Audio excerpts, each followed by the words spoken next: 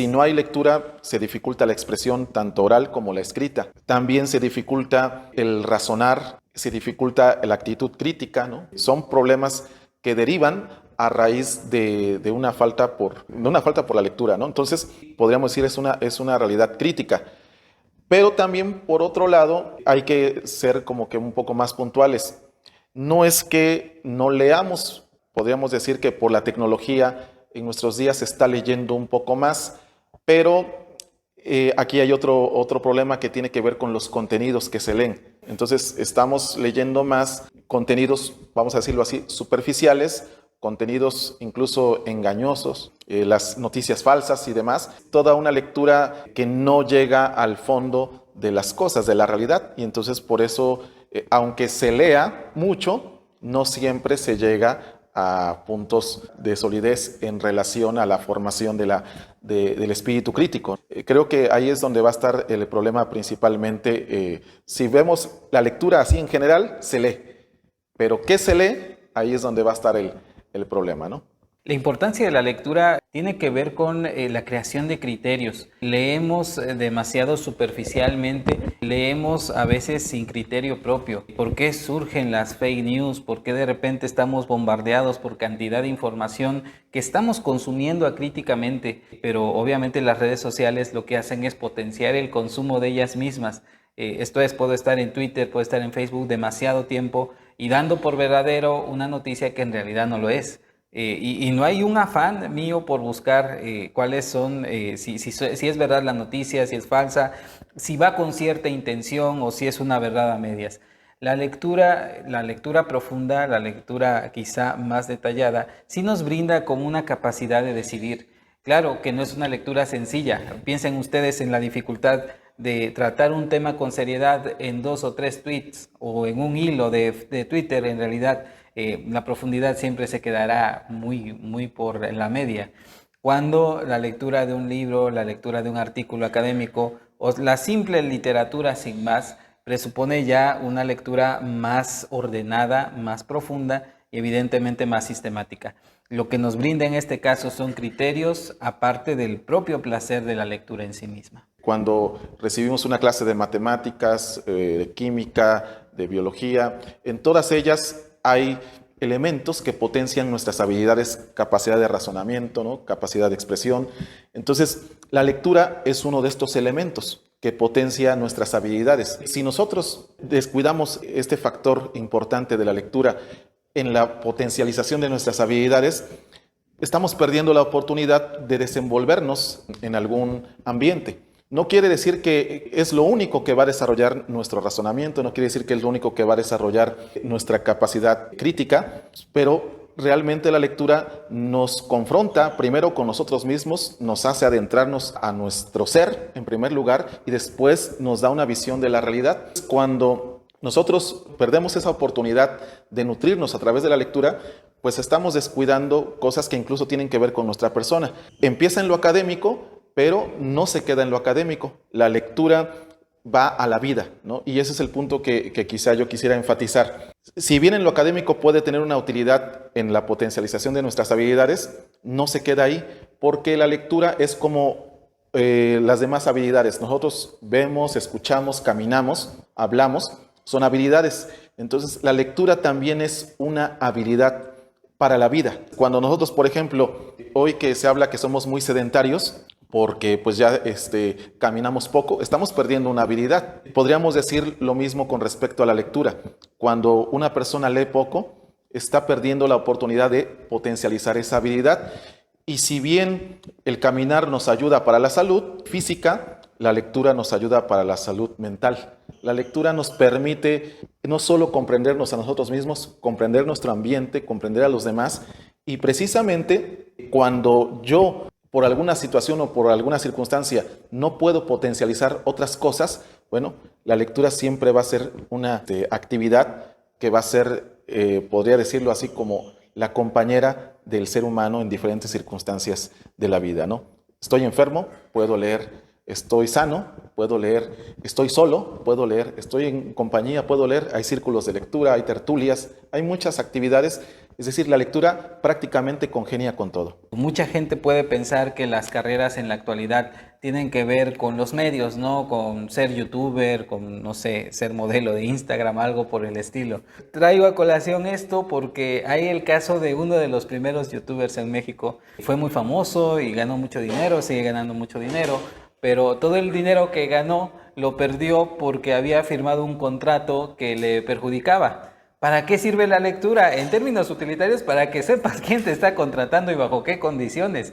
Leer contratos, saber leer un manual de usuario, leer las propuestas de un político, son elementos prácticos con los cuales uno tiene que lidiar y que te potencia en la medida en que tú puedas leer y sepas de qué va, tanto un contrato firmado como una receta médica, como información general.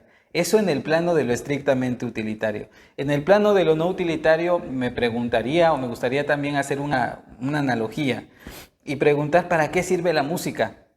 La música es algo con lo cual en términos físicos y prácticos uno pudiera vivir, pero la vida es mejor cuando estás escuchando música. La música es un gusto que tú te pones tus auriculares o estás escuchando con la bocina y te deleitas con lo que estás escuchando. La lectura a veces procede de esa misma manera. Hay lecturas que nos separan del mundo, que si quieren ustedes hasta por un gusto hedonista de sentarte en el sofá y empezar a leer una aventura de un autor en un tiempo desconocido que no es el mío, tan solo eso ya es un gusto que deberíamos de permitirnos en un mundo que cada vez se permite menos ese tipo de alegrías. A lo mejor yo podría recomendar algunos textos, algunos libros, autores, para muchos no sean de su agrado, ¿no? Eso desde luego hay que tener presente. No somos iguales en ese sentido y tenemos gustos diferentes, como con los alimentos, ¿no? La lectura también tiene algo similar al respecto. Pero así como en los alimentos nosotros distinguimos que hay alimentos, digamos, más sanos, más saludables, también hay alimentos que son chatarra, ¿no? O sea, también distinguimos eso. Lo mismo en la lectura, ¿no? Hay literatura de chatarra comercial, nada más, y también hay literatura de calidad. Sí, en ese sentido habría que hacer esa distinción. Ahora, lo que yo podría sugerir es que le demos la oportunidad a los jóvenes, a aquel que quiere iniciarse en la lectura, bueno, que él elija los textos de su interés. Una parte es eso, pero como padre de familia hay que darle la oportunidad de que él lea lo que a él le gusta y de por sí él lo va a hacer, aunque yo como padre no se lo pida, lo va a hacer. Él va a buscar la literatura que él prefiere. Pero así como hacemos en la alimentación, el niño quiere sus dulces o quiere sus papas, es lo que le gusta. Pero también el padre de familia está pendiente de lo nutritivo. Entonces en la lectura también yo tengo que estar pendiente de lo nutritivo. Ok, te dejo que leas lo que tú quieres, pero también esto es parte de tu formación cultural, por decirlo de una manera. Y entonces allí es donde entran las obras clásicas. A lo mejor algún padre de familia diga, yo quiero que mi hijo lea, pero yo no soy lector. En primer lugar, tendría que, si el padre quiere que sus hijos sean lectores, sobre todo si están en la primera o si están en la infancia, bueno, como padre de familia, hazte lector, porque la lectura se contagia. Es recomendable que quien no es lector empiece por lecturas cortas. Para ese efecto, los cuentos son muy útiles. No hay que demeritarlos porque y los cuentos son los primeros que empiezan a atrapar. Son lecturas cortas que tú puedes a lo mejor leer en una tarde y que ya conociste una historia, te dio otra visión y entonces te atrapan, ¿no? Digamos, muchos libros como el libro de la imaginación que te pone cuentos muy cortitos, a veces hasta sentencias. Y de igual manera, si no le entiendes a uno, si leíste uno y no le entiendes, no pasa nada, ¿no? Lo que tú lees no siempre le vas a entender, porque hay que saber que hay lecturas que se entienden cuando entramos en contacto con otras. Si no tenemos a veces un suficiente cúmulo de lecturas, por eso a veces no podemos entender una que haga alusión a otras. Eso ya con el paso del tiempo, en la medida que yo voy ampliando mi círculo de lectura, llega el momento donde yo voy entendiendo referencias a autores de la antigüedad, referencias a frases clásicas. Alguien en son de broma y en serio decía, si queremos potenciar la lectura hay que prohibirla, porque hay una tendencia natural del ser humano a buscar lo prohibido, sobre todo en los jóvenes, ¿no? Los jóvenes dicen, esto no lo hagas y van y lo hacen. Sucedió el caso de Aura, una obra de Carlos Fuentes que la verdad no es de sus mejores obras, pero un maestro la puso en un aula, surgió un conflicto y eso potenció irónicamente que los alumnos empezaran a leer Aura. El Código Da Vinci. El Código Da Vinci, ¿no? Cosas así que quizá no sean los mejores, pero como bien apunta el profesor Iván, estoy de acuerdo, siempre va a ser mejor que lean a que no lean. Por mucho, y de a poco se empieza a generar un gusto o un refinamiento. La experiencia que él decía para mí es muy cercana. Cuando yo en bachillerato leí 2 o 3 cuentos de Borges, me parecieron horribles. Y decía yo, es que es un autor muy pesado, muy denso. Y después me enteré que Borges decía, si tú agarras un libro y no te gusta, suéltalo. Y algún momento llegará, algún momento de tu vida que ese libro te va a llamar, o si no pasa, no pasa absolutamente nada. Y lo digo porque después leí Borges y me gustó tanto, pasado unos 2, 3 años, que a tal grado fue mi autor de tema, de tesis, ¿no? Aquí en la licenciatura. A veces ayuda mucho también la cuestión práctica. ¿Cuántos libros tenemos en casa? Porque es parte del hogar, ¿no? Si de repente el niño o el joven encuentra un libro, en algún momento lo puede agarrar y lo puede leer. Si no tiene el acceso también es muy difícil generar estos hábitos. A un niño de 3 años, incluso de 2, ¿no? Se le da un dispositivo, una tablet o un celular, y el niño lo juega y está, y ningún adulto se preocupa de que vaya a tirar el celular o que le vaya a quebrar la tablet, ¿no? O sea, como que se lo damos con esa confianza de que puede estar jugando, puede estar viendo videos, no sé. Y bueno, hay esa confianza. No sucede lo mismo con los libros. En muchos hogares, a veces el libro se ha sacralizado. Y entonces el libro está pues ahí en el altar, que diríamos es el librero, ¿no? Y está sacralizado, así como las Biblias, ¿no? No se toca. Ahí está, no se toca. Y entonces, y si un niño pequeño agarra un libro y lo está hojeando o incluso le arranca una hoja, pues yo como padre de familia, no, esto no. O sea, puedo estar quizá provocando que una separación, ¿no? Vamos a decirlo con el libro. Obviamente sabemos que hay libros que son caros y que a lo mejor si yo le voy a prestar un libro, pues será uno de acorde a la edad y precisamente hay muchos libros ya para niños que tienen esa finalidad, incluso pedagógica, ¿no? De que los pinten, que los rayen y entonces ese contacto físico con el libro es muy importante. Así como los dispositivos hoy en día son muy usuales en los niños, también los libros, ¿no? Que se conviertan en un objeto que sea usual y cotidiano. Los contenidos de los libros son para compartirse, ¿sí? Y algo que muy poco hacemos, por ejemplo, en el ámbito académico, es compartir lo que nosotros leemos. Y si lo compartimos, lo hacemos en un ámbito de presunción o en un ámbito de sentirnos intelectuales.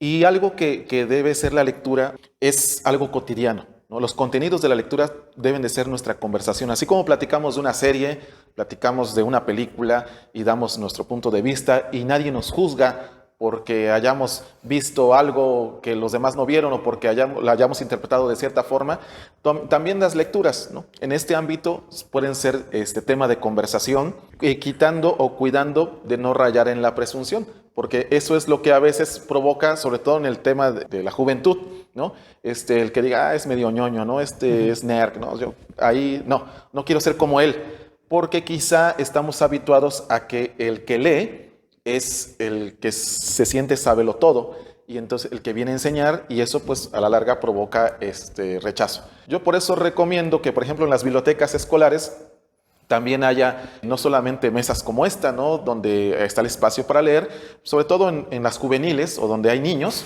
hay que buscar que las bibliotecas pues tengan una salita, una alfombra, donde haya cojines, donde el niño pueda llegar y a lo mejor acostarse y ver los libros, es decir, tenga la oportunidad de entrar en contacto con el libro desde otro ángulo, no solamente desde el ámbito académico, porque ese es el contacto que nosotros tenemos con los libros, siempre desde el ámbito académico. Y los profesores, pues bueno, potenciamos más esa forma, pero en la casa podemos un poco contrarrestar, ¿no? Esa visión del libro académico, haciendo del libro algo cotidiano. En nuestro ambiente se dice que familia que reza unida se mantiene unida. Yo también diría que familia que lee unida se mantiene unida. Esta cuestión del dispositivo que se le da a los niños desde temprana edad es un vicio, ¿no? En donde cada uno de nosotros se desentiende, cada miembro en su propio celular, en su propio dispositivo, y son horas muertas como familia. Distinto es cuando yo tengo el libro, una niña pequeña, niño pequeño, y le puedo leer un cuento y él, mi hijo, mi hija puede ver cómo le estoy compartiendo la lectura y nos interesamos en la historia ambos. De alguna u otra manera, esto es leer en familia, que crea hábitos, que da el ejemplo y que de a poco va creando nuevamente ese gusto, ¿no?, por la lectura y por los temas y demás. En el plano de lo social hay una tremenda labor por hacer. La primera sería desacralizar el libro, estoy totalmente de acuerdo. Hay gente que tiene libros por presunción y no propiamente por lectura, ¿no? Para mí un libro, desde mi perspectiva, se puede rayar, se puede subrayar, se puede anotar, porque lo haces tuyo, te lo apropias de esa lectura. Distinto al hecho de que tengo al libro casi como por sagrado y casi plastificado para que nadie más lo toque o de plano ni yo mismo lo utilizo. Otra estrategia importante y que tiene que ver con el compartir, que bien decía el profesor Iván, son los círculos de lectura que nos pueden reunir a personas muy diferentes, con distintas edades, con distintas profesiones, hablando de temas en común porque estamos compartiendo un libro por mes o un libro por cada 2 meses. Nos reunimos en un café, una charla informal, nadie es experto en nada, pero cada uno se apropia de esa lectura de una manera peculiar y crea socialidad, mantiene lazos y potencia la lectura. Por la mercadotecnia hay cosas que se nos ofrecen y que nosotros estamos condicionados a ejercitarlas. Las series, las películas, las redes sociales, ya esas no tenemos que darnos la oportunidad porque nos bombardean tanto que ya estamos inmersos en ellas y bueno, nos jalan. Pero en el caso de la lectura, que es una actividad milenaria, podríamos decir, hay que darnos la oportunidad de conocer lo que la humanidad ha creado, lo que la humanidad ha ido generando a lo largo del tiempo. Cuando nosotros escuchamos de los clásicos, por ejemplo, o sea, ¿por qué son clásicos, no? Porque han dicho cosas que han perdurado a partir, digamos, durante muchos siglos y que tienen que ver con nosotros mismos. Por eso todavía siguen siendo significativos. Introducirse a la lectura seguramente nos va a dar mucho sobre nosotros mismos.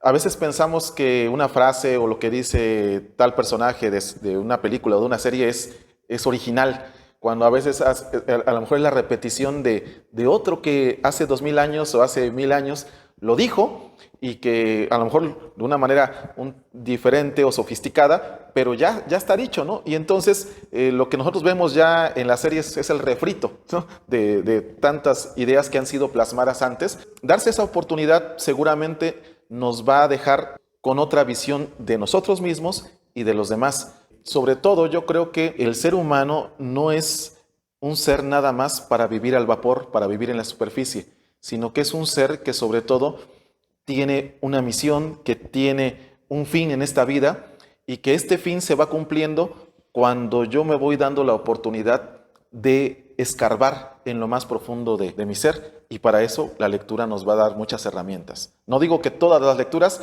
pero sí en la medida que yo vaya avanzando a las lecturas más serias, voy a tener esa oportunidad de ir escarbando en la profundidad de mi ser. Hay una bella historia que se llama La muñeca de sal. Bueno, según esa historia existía una muñeca de sal que tenía muchos problemas, ¿no?, de cómo es que era una muñeca de sal.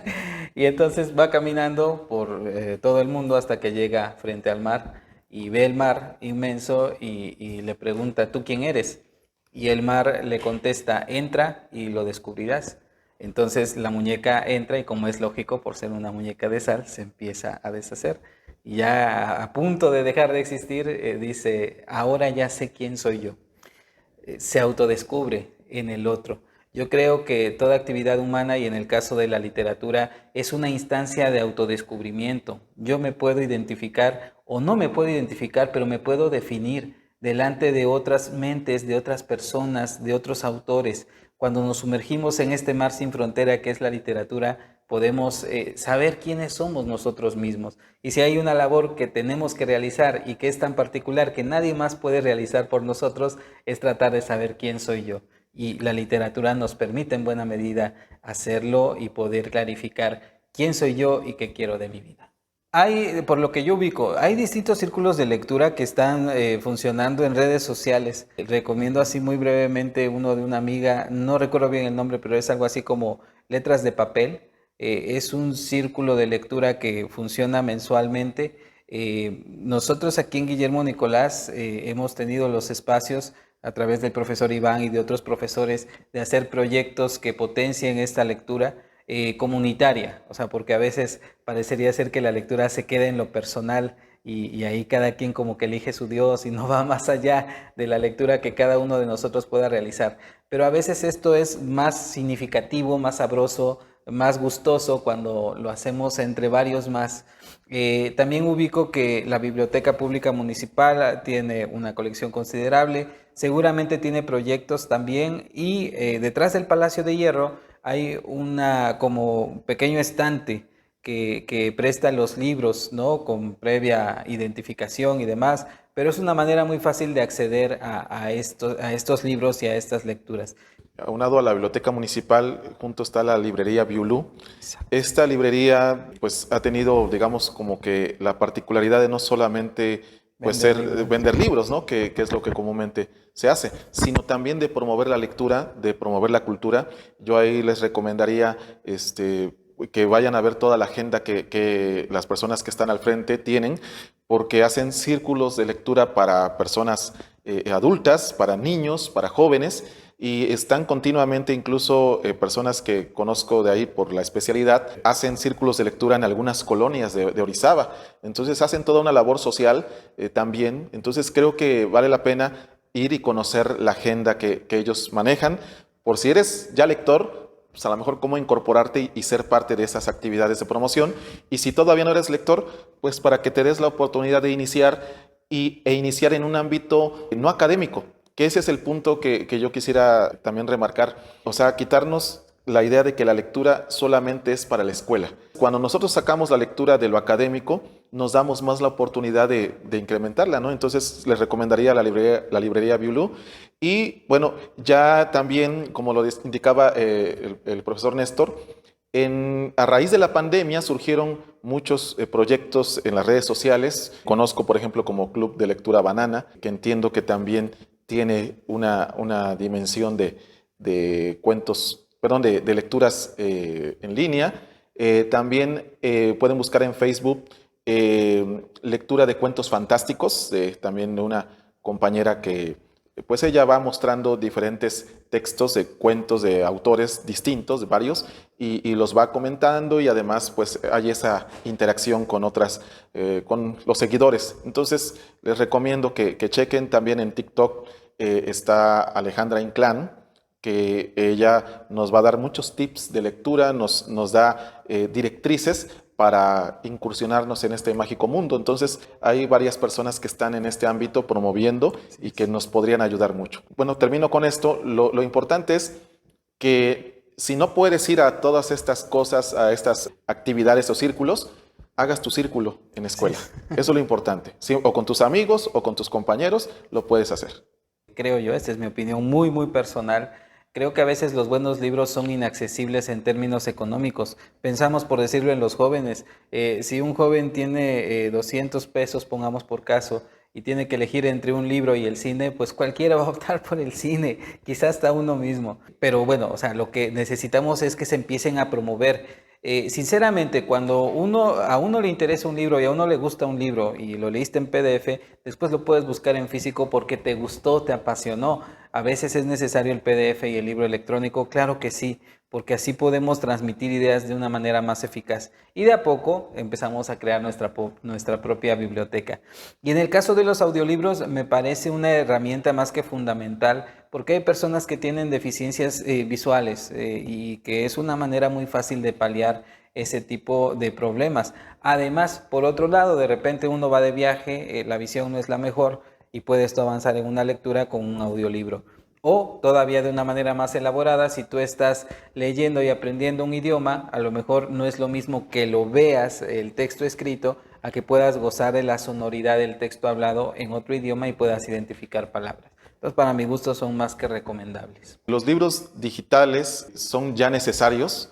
En ese sentido, son complementarios con los libros impresos, o sea, tampoco descartamos los libros impresos, porque, bueno, siempre el tacto es significativo y yo también tengo un aprecio por los libros impresos, pero como lo indicaba profe Néstor, los costos a veces no nos permiten el acceso a ellos y entonces tenemos los libros digitales. Ahora, yo sí quisiera hacer una puntualización incluso para los estudiantes y para los docentes, ¿no? A veces en el ámbito académico ha sido muy usual el leer los PDFs. Para la lectura por placer, para la lectura personal, yo recomiendo más leer en EPUB, que es un formato más propio para la lectura, porque los PDFs, vamos a decir, son muy fríos, ¿no? Son muy fríos y, por ejemplo, hay muchas aplicaciones de EPUB que leen este formato y que nos permiten ya, son aplicaciones diseñadas para la lectura, que las podemos descargar en nuestros dispositivos y que ahí vamos concentrando nuestros libros digitales, y estos libros digitales incluso podemos ir, bueno, la misma aplicación nos va diciendo el porcentaje de lectura que llevamos de cada libro. En el momento que solicitamos, si estamos leyendo 2 o 3 libros, en el momento que vamos al libro que queramos en esa situación, nos remite a la página en la que nos quedamos. Es decir, actualmente hay muchas aplicaciones, como incluso plataformas como Kindle, que promueven la lectura digital y que son ya más acordes a las necesidades de los lectores. Decía profe Néstor, vamos de viaje, tengo sueño o tengo dolor en los ojos y quiero mejor escucharlo, adelante, ¿no? Entonces creo que sí nos ayuda en mucho. El libro digital viene a resolver problemáticas que antes con el libro impreso pues podíamos, no sé, ir en el autobús y si no había luz, pues ya, o sea, en la noche voy viajando, no puedo leer, pero hoy con un libro digital, pues ya resolvemos ese problema, ¿no? Un audiolibro. Entonces creo que sí es de gran ayuda, pero también entiendo que muchos tenemos la nostalgia del libro impreso. Así y es. Adelante, ¿no? El libro impreso, el olor, hay mucha gente que le gusta el olor de los libros impresos, la biblioteca les gusta. Claro. Y bueno, es válido, ¿no? Es válido porque son notas que no te da el libro digital, no te da, aunque ya están mejorando cada vez las aplicaciones, incluso te ponen hasta las hojas como la de los libros impresos, ¿no? Así con esa apariencia. Sin embargo, bueno, creo que todavía tendrán sus limitaciones, pero sí, totalmente de acuerdo. La idea es que nosotros potenciemos la lectura, ya sea digital o ya sea la lectura de libros impresos, hay que potenciarla. Al ser humano naturalmente le gusta mucho el contar historias y el escuchar historias, y entonces somos seres muy visuales, cada día somos más visuales. Pasamos mucho tiempo ante la pantalla, puede ser la pantalla del celular, la pantalla de la televisión o del cine, y las grandes sagas son las que más nos atraen. Esta cuestión, por decirlo, por poner un ejemplo muy sintomático, El Señor de los Anillos, la franquicia del Señor de los Anillos, que ahorita hay una serie en una plataforma y antes hicieron películas, pero si rastreamos de fondo está la obra de Tolkien, está la trilogía del Señor de los Anillos, y está El Hobbit, y está El Silmarillion, y está toda una literatura de un gran autor que es conocedor de lenguas antiguas, que es un lingüista, toda una historia escrita. El trasfondo se encuentra allí. Pasa con Harry Potter, ¿no? Los grandes fanáticos de Harry Potter pueden hacer una distinción. Es que en la película no aparece todo, porque evidentemente no puedes decir en 3 horas exageradamente lo que dicen unas 200, 300, 500 páginas. Una manera de ir atrayendo precisamente hacia los grandes autores es a través de los medios que están siendo exitosos. Por decirlo, incluso ahorita que está de moda la otra gran saga, porque ahorita estamos hablando de mucha cuestión épica. Si no es El Señor de los Anillos, es Juego de Tronos. Juego de Tronos es una obra literaria de un autor estadounidense, o el cine de terror, cuánto le debe a Stephen King y sus novelas, y así nos vamos. Todo surge gracias a la mente de grandes escritores, y muchas veces esos escritores o esos grandes guionistas están inspirados en la literatura. Cuando un padre de familia mesura los tiempos del uso de una tableta de un videojuego, creo que está cumpliendo con su labor. Si el papá lo toma precisamente en la línea de que con eso se entretenga y que no me moleste mientras yo estoy trabajando, ¿no? Pues yo creo que ahí el papá primero está incumpliendo con un deber, que es atender a su hijo. Entonces hay que mesurar. No solamente con los niños, también con los adolescentes, con los jóvenes hay que mesurarles los tiempos, porque sí, efectivamente, un adolescente tiene el derecho de ver una serie, ¿no? Al igual que un adulto. Pero llega el momento donde el padre de familia puede decir, ¿sabes qué? Hasta aquí, ¿no? Ya viste tanto tiempo, entonces ya. Y entonces ya estuviste con el celular toda la tarde, entonces tráelo para acá, me lo das y a lo mejor. Entonces llega el momento donde el joven o el niño dice, bueno, ya me quitaron lo que me entretenía, ¿ahora qué hago? Ahí están las otras opciones, ¿no? Sí. Si hay libros en casa, si hay un instrumento musical, seguramente buscará otras alternativas. Si hay un juego de mesa, buscará otras alternativas. Entonces yo creo que es no tanto prohibir, yo creo que no sería tanto prohibir, pero sí dar otras opciones. Y si en algún momento ya se cumplió tu tiempo de uso de este dispositivo, bueno, pues ahora búscate otras opciones, otras alternativas. Y bueno, entran los deportes, entran otras actividades. Pero yo creo que ese es un punto importante. Tanto los padres de familia como los docentes tenemos que ir bajo la misma línea. Si vamos en líneas diferentes, pues yo creo que es precisamente lo que da resultados no favorables. ¿A qué me refiero con ello? Por ejemplo, si el maestro allá en la escuela me está pidiendo, el maestro de literatura o el de cualquier otra materia de historia me está pidiendo que yo lea, y entonces, y yo como joven llego a mi casa y le digo, ay, es que el maestro me dejó mucha tarea y me encargó leer un libro, y yo como padre de familia, en lugar de potenciar esa encomienda, voy y le digo al profesor, oiga, profesor, no le deje tanto leer a mi hijo, pues obviamente estamos en líneas opuestas, ¿no? No vamos en sintonía. Entonces hay que apoyar las encomiendas de la escuela, del profesor, relacionadas con la lectura, hay que apoyarlas, hay que incentivar al estudiante, oye, te dejaron leer este libro, pues entonces vas a leerlo, ¿no? Entonces dedícate, dale su tiempo, porque también es otra cuestión importante. Regularmente a la lectura no le dedicamos un tiempo. Hay que destinar un tiempo para ello, así como tenemos tiempo para ciertas cosas, este es nuestro momento de sentarnos y de estar en el celular, también puede ser el momento para leer un libro, ¿no? Y este va a ser tu momento. ¿Qué libro quieres leer? Pues el que tú desees, pero esa es la hora en la que tú lees en la casa. Si tú, como padre de familia, le vas fijando tiempos y le vas haciendo que tome esta actividad como necesaria para su vida, sobre todo en las etapas iniciales, seguramente más adelante no va a haber problemas. Ya cuando es adulto, cuando es joven, quizá ya tendrá que ser iniciativa de él. He conocido, incluso también por experiencia personal, muchos casos donde, como decía el profe, eran lectores de niños, y cuando ya fueron adolescentes o jóvenes, por la rebeldía, por ir en contra de las normas, ya dejaron de ser lectores. Entonces, ahora sí viene a ti como joven, si te preocupas por tu futuro, pues entonces toma la iniciativa, porque pues alguien puede simular que está leyendo y no leer, ¿no? Hay que tomar la iniciativa y no hay que autoengañarse. Creo que esa sería la recomendación, no autoengañarse, porque la lectura no es para demostrarle a otros que yo estoy haciendo algo en mi beneficio, sino es más bien para nutrirme como persona. Bueno, hay que decir que yo era el último de los hijos, entonces la soledad jugó un papel importante. Como mis hermanos eran más grandes, no jugaba yo tanto con ellos, pero mis padres tenían algunos libros, pocos libros, porque en casa casi no se tenían tantos, y había uno de poesías, ¿no? De el clásico 100 poesías de la literatura universal. Y cuando te encuentras eso, bueno, yo me encontré con eso y empecé a leerlos. Y me gustaba mucho la sonoridad, porque antes la poesía era rimada, ¿no? Era con estrofas, con ritmo, con métrica y demás. Me empezó a atraer esos sonidos, esa literatura, y muchas de las veces no entendía lo que estaba yo leyendo del todo, pero me gustaba esa sonoridad.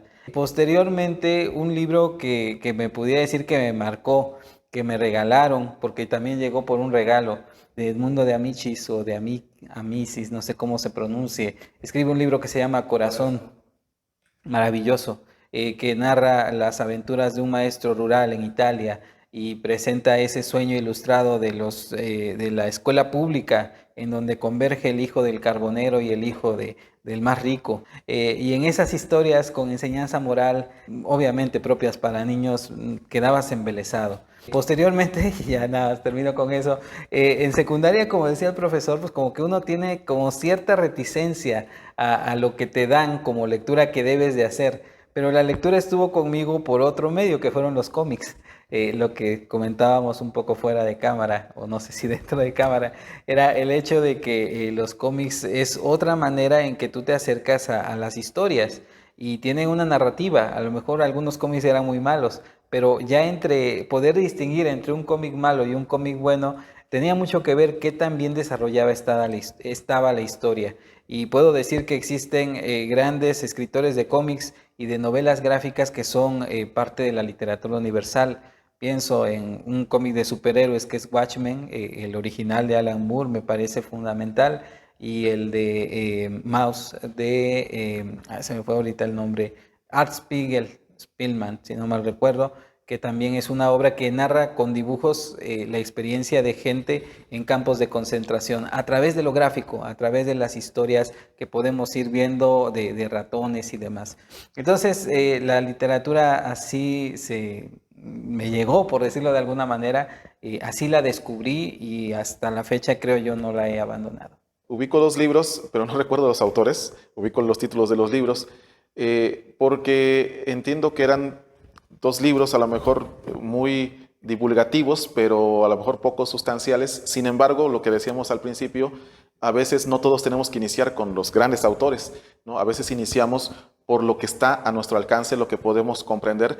Y uno de estos libros se llamaba El regalo perfecto, ¿no? Que era un libro que tenía que ver con el tiempo, ¿no? Con el tiempo, que valorar el tiempo, vivir el presente y estas ideas que seguramente muchos hemos conocido. Y era un libro muy pequeño. Pues en mi adolescencia yo era muy malo para la lectura, regularmente me ponía a leer, y bueno, creo que hasta la fecha a veces me ponía a leer y me quedaba dormido. Y entonces con este libro fue el primero con el que no me dormí, y lo terminé y era muy cortito, ¿no? Entonces ya como que pues vino la satisfacción, ¿no? Ah, terminé un libro, ¿no? Muy pequeño. Y después ese libro pues sí, digamos, fue significativo en ese, ahorita que recuerdo, pero dejé de leer y vino mi entrada al seminario, y en el seminario, en el primer año, pues igual eran los choques, ¿no? Con la formación técnica que yo traía y con que ahora incursionarse en las humanidades, eso me costaba mucho, pero en el seminario hicieron una labor que creo que puede servir en muchas escuelas. Resulta que los formadores, los sacerdotes del seminario, fueron y compraron unas colecciones de muchos libros, de muchos temas, y entonces sacaron una mesa ahí en los pasillos del seminario y pusieron todos los libros, ¿no? Así todos ahí expandidos en los pasillos. Estábamos en clases y ya cuando salimos al descanso de la clase estaban todos los libros ahí, y nos dijeron, vayan y vean qué libro les gusta, ¿no? Y el que les guste, tómenlo y léanlo, ¿no? Entonces como que fue un momento de lo que indicábamos, ¿no? Como que de libertad, o sea, muchos libros, no eran libros ni de filosofía, ni de los clásicos, eran libros de temas diversos. Y yo escogí uno que se llamaba Alma de Campeón. Y entonces un libro de superación personal, ¿no? Un libro de superación personal, y el libro tenía, pues como es este tipo de libros, historietas, ¿no? O pequeñas historias ahí de personajes, ¿no? De fábulas incluso, pues que son cortos, que te ilustran la moraleja y todo esto. Pues primero fue fruto de mi elección, segundo, las historias me atraparon, ¿no? Porque eran cortitas y terminaba una historia y iba a la otra y así. Total que terminé el libro, y después nos pidió uno de los sacerdotes, hagan una reseña. Pero esa reseña no fue dentro de la clase, sino que fue así ya dentro de la vida del seminario, ¿no? Me hacen una reseña y me la llevan a mi cuarto. No era dentro de la clase, y entonces, pues sí, yo pude hacer una reseña de ese libro y llevársela, ¿no? Entonces creo que a partir de ahí me queda la idea de que la lectura no era mala, de que la lectura no era aburrida, que podría ser pues también entretenida y que podría ser edificante. Y entonces empiezo ya con otra perspectiva. Lo que vino después ahora, y eso ya resultó una decisión personal, es ahora cuando yo empezaba a escuchar a unos de mis compañeros que eran muy buenos en la lectura, y también a algunos sacerdotes que hablaban de libros, digamos, de cierta seriedad, de autores renombrados. Entonces ya vino como que el reto en mí, ¿no? Ya me empezaban a provocar ese reto de que, bueno, ¿y a poco tú no puedes ser como ellos o meterte también a este tipo de textos? Y entonces ya fue la decisión personal, ¿no? Ya yo quise meterme a libros de mayor dificultad, que ciertamente en muchas de sus partes no entendía, ¿no? Y a veces recuerdo que mucho de lo que no entendía se debió a que no conocía las palabras, porque algunos eran más técnicos, ¿no? Y entonces terminé, como antes se utilizaban mucho las fotocopias, uno de estos libros lo había yo fotocopiado, y entonces terminé con ese libro, todo lo que es a los márgenes, ¿no? Con todo un vocabulario, ¿no? Un glosario que pues tenía que ir al diccionario, escribir el significado de la palabra para entender una página. Obviamente me tardé mucho para terminar esos libros, pero fue ya el primer libro de filosofía que yo pude leer. Era un libro de lógica, curiosamente, que era un tratado de lógica, y entonces lo pude leer completo en toda la parte teórica, y ya pues la parte de los ejercicios ya fue dentro de las clases, pero la parte teórica la pude abundar, y entonces me llamó mucho la atención el hecho de que terminé con un vocabulario muy grande, ¿no? Entonces son así como que mis referentes de cómo inicié en la lectura y después de lo que sucedió. Me di cuenta que efectivamente para ser un lector tenía que tener un diccionario, y lo primero que hice después de esa experiencia fue comprarme mi diccionario, que bueno, hasta la fecha lo conservo ya como un símbolo, porque ahorita ya no son muy usuales, ¿no? Ya está, el celular nos ha facilitado muchas de esas cosas, pero en sus momentos, en su momento, perdón, fue así, ¿no? Como me atrapó la lectura, con dificultades, con gusto y con dificultades. Por eso puedo decir que la lectura lleva los dos ingredientes. Puede ser algo por placer, pero también requiere esfuerzo.